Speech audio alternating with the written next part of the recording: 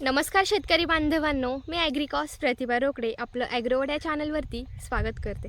तर शेतकरी बांधवांनो, सध्या भरपूर शेतकऱ्यांनी गहू या पिकाची पेरणी केलेली आहे आणि गहू या पिकामध्ये दिसून येणारी मुख्य समस्या म्हणजे की अनावश्यक वाढलेलं तण. तर ह्या तणाचं आपण नियंत्रण कशा पद्धतीने केलं पाहिजे, ह्या तणांचा नायनाट आपण कशा पद्धतीने केला पाहिजे, हेच आजच्या व्हिडिओच्या माध्यमातून आपण सविस्तर माहिती बघणार आहोत. तर तणनाशक फवारणी करताना काही गोष्टी लक्षात घेणं हे फार महत्त्वाचं आहे की कशा पद्धतीने आपण तणनाशकची फवारणी ही केली पाहिजे, कोणत्या स्टेजनुसार केली पाहिजे, त्याचबरोबर तणनाशक फवारताना त्याचं योग्य प्रमाण किती घेतलं पाहिजे, ही सर्व सविस्तर माहिती मी तुम्हाला व्यवस्थित सांगणार आहे. तर आपला व्हिडिओ तुम्ही शेवटपर्यंत नक्की बघा, जेणेकरून तुम्हाला व्यवस्थित माहिती होईल. त्याचबरोबर जर तुमचे आणखी काही शेतीविषयक जर प्रश्न असतील तर तेही नक्की मला कमेंटमध्ये कळवा, यावरती नक्कीच मी तुम्हाला रिप्लाय करेल. आणि हो, आता मला भरपूर अगोदर अशा कमेंट येत होत्या की मॅम तुम्ही फील्डवर जाऊन व्हिडिओ शूट करत जा, कारण काही दिवसांपूर्वी मी गावाकडे नसल्यामुळे फील्डवर व्हिडिओ शूट काय करत नव्हते.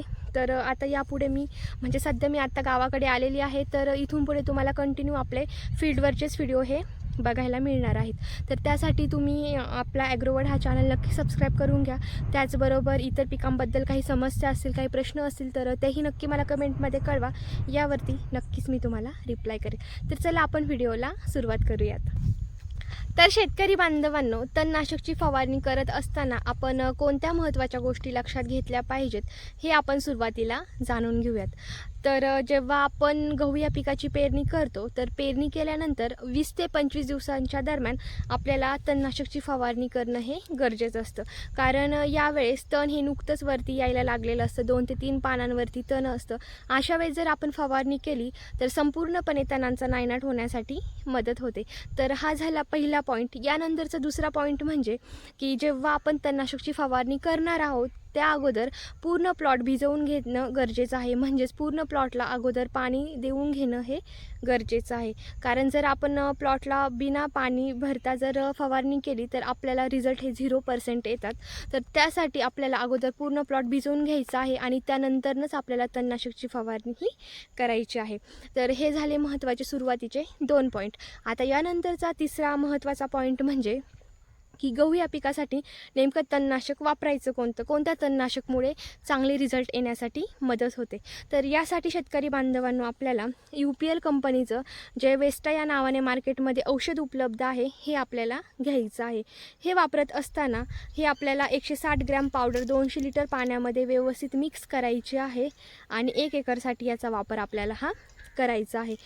वेस्टा हे जे औषध आहे यामध्ये क्लोडिनोफॉप प्रोपेजल 50% प्लस मेटासल्फ्रॉन मिथेल 1% WP फॉर्म्युलेशनमध्ये हे औषध प्रेझेंट आहे. तर याचा वापर तुम्हाला हा करायचा आहे. आता हे वेस्टा जर तुम्हाला मार्केटमध्ये वेळेला नाही उपलब्ध झालं तर यानंतर दुसरं कोणतं घेतलं पाहिजे हे मी तुम्हाला सांगते ऑप्शन म्हणून.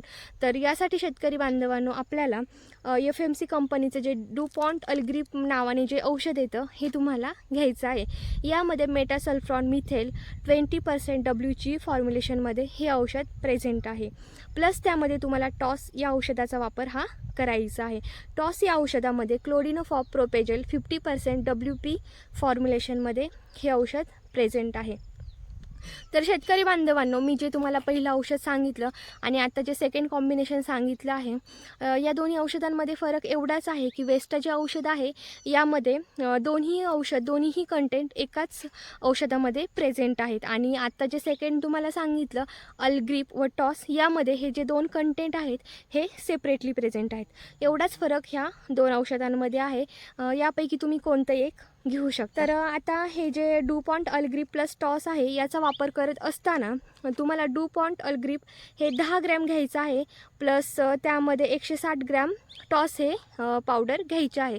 हे दोन्हीही औषधं व्यवस्थित मिक्स करून तुम्हाला फवारायचे आहे. तर हे वापरत असताना 200 लिटर पाण्यामध्ये तुम्हाला ही पावडर मिक्स करायची आहे आणि 1 एकरसाठी याचा वापर हा तुम्हाला करायचा आहे. तर अशा प्रकारे तुम्ही यापैकी कोणत्याही एका औषधाचा वापर हा करू शकता. आणि यानंतरचा महत्त्वाचा पॉईंट म्हणजे की आता हे जे मी तुम्हाला 2 औषधं सांगितले आहेत यापैकी जर दुसरं कोणतं कंटेंट असलेलं औषध तुम्ही वापरत असाल तर तेही नक्की कमेंटमध्ये सांगा, की जेणेकरून दुसऱ्या शेतकऱ्यांना, इतर शेतकऱ्यांना याचा फायदा होईल की या व्यतिरिक्त कोणकोणते मार्केटमध्ये औषधं हे उपलब्ध आहेत. तर व्हिडिओ पूर्ण बघितल्याबद्दल मनापासून धन्यवाद. कसा वाटला तुम्हाला आजचा व्हिडिओ नक्की कमेंटमध्ये सांगा. त्याचबरोबर जर तुमचे आणखी काही शेतीविषयक जर प्रश्न असतील तर तेही कमेंटमध्ये कळवा. यावरती नक्कीच मी तुम्हाला रिप्लाय करेल. आणि या पुढचे येणारे शेतीविषयक जे नवनवीन व्हिडिओज आहेत ते बघण्यासाठी आपला चॅनल नक्की सबस्क्राईब करून घ्या. चला तर आजचा व्हिडिओ मी येथेच एंड करते.